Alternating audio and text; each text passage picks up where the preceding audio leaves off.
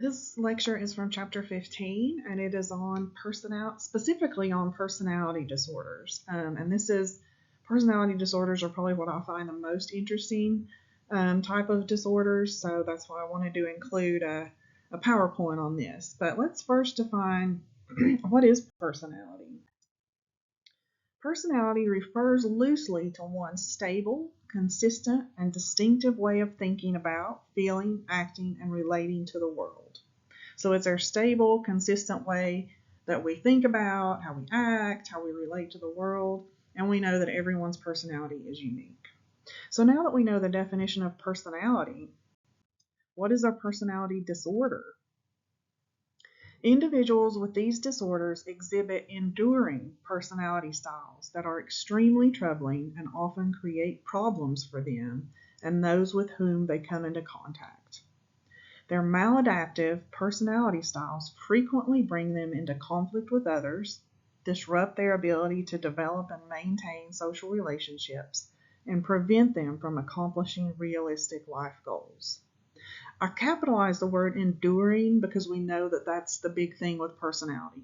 It's enduring pretty much over your lifetime. Your personality may change some, but stays relatively stable. There are 3 clusters of personality disorders. If you look at the diagram on the left, you can see that cluster A would be considered the odd and eccentric cluster and includes paranoid personality disorder, schizoid disorder, and schizotypal disorder. Cluster B would be the dramatic and unpredictable cluster, antisocial disorder, borderline, histrionic personality disorder, and narcissistic personality disorder. And finally, cluster C would be considered the anxious, fearful cluster, with avoidant personality disorder, dependent, and obsessive compulsive personality disorder. So let's take a look at each of those specific clusters and the disorders within those. So cluster A, which we named the odd and eccentric cluster. Paranoid personality disorder, or PPD. People with PPD are very suspicious of other people. As a result, they severely limit their social lives. They often feel that they are in danger and look for evidence to support their suspicions. But they have trouble seeing that their distrust is out of proportion to their environment. In other words, there's really no reason to be as paranoid as they are. Common symptoms include concern that other people have hidden motives, thinking that they're going to be exploited, used, harmed by others, not able to work together with others, social isolation, being detached from society, and hostility. Schizoid personality disorder, a condition where a person shows very little, if any, interest and ability to form relationships with other people. It's very difficult for this person to express a full range of emotions. Again, very little interest and ability in or wanting to form relationships. They want to be alone, do things alone. They don't want or enjoy close relationships. Similarly, they feel little, if any, desire for sexual relationships, take pleasure in few activities, find it very hard to express their emotions. They may lack humor, again, or simply not be interested in other people, or may appear cold toward other people. They may lack the drive that makes them want to reach goals. And they really don't have a reaction to praise or criticism from others. So that's a little bit of a review of schizoid personality disorder. I think a lot of people get schizoid personality disorder and schizophrenia confused. They are distinct conditions despite the similar sounding names. Schizoid personality disorder is characterized by social detachment while maintaining reality testing, whereas schizophrenia is a psychotic disorder involving hallucinations and delusions. People with schizoid personality disorder typically don't experience psychosis or lose touch with reality, while those with schizophrenia often experience both positive symptoms, hallucinations and delusions, and negative symptoms, flat affect and social withdrawal. So it's important to distinguish between the two. Schizotypal personality disorder.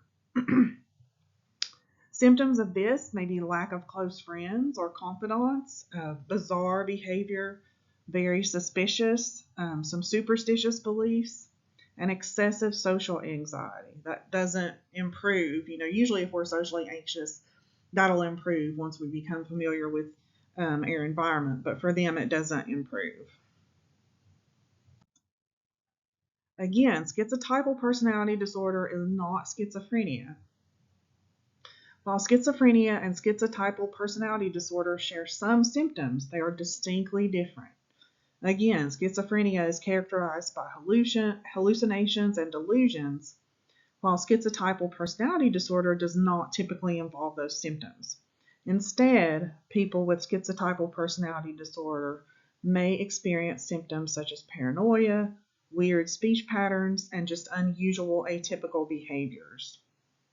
Both illnesses do involve a break with reality, but the episodes experienced by people with the personality disorder are not as frequent, prolonged, or intense as those experienced by someone with schizophrenia. People with schizotypal personality disorder may also have very odd beliefs or magical thinking, and they may be paranoid of others. So, while the symptoms overlap, the key difference lies in the severity and frequency of the episodes. Someone with schizophrenia is going to have those episodes much more frequently, and it's going to be much more severe.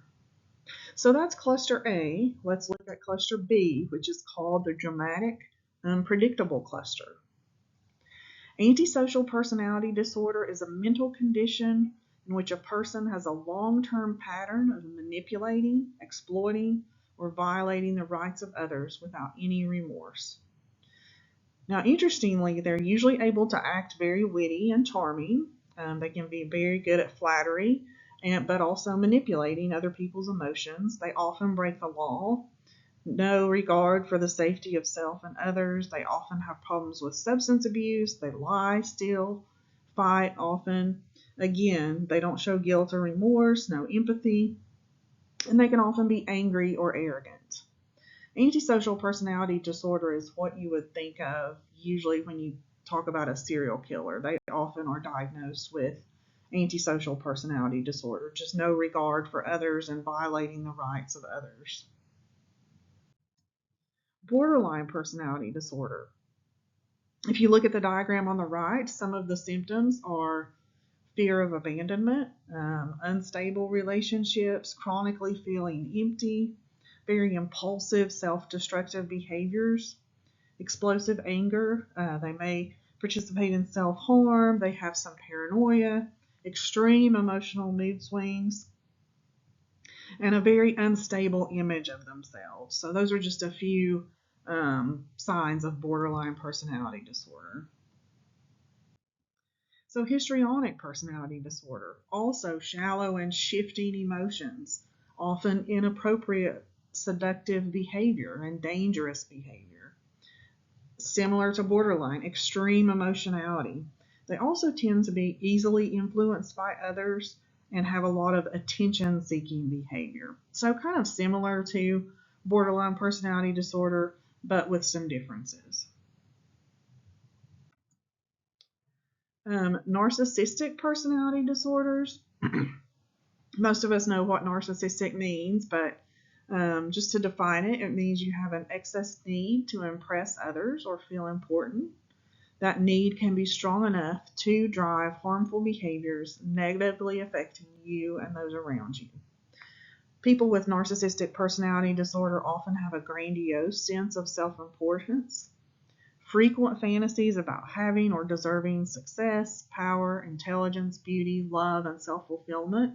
They believe they're superior to others. They need admiration. They feel like they're entitled to admiration.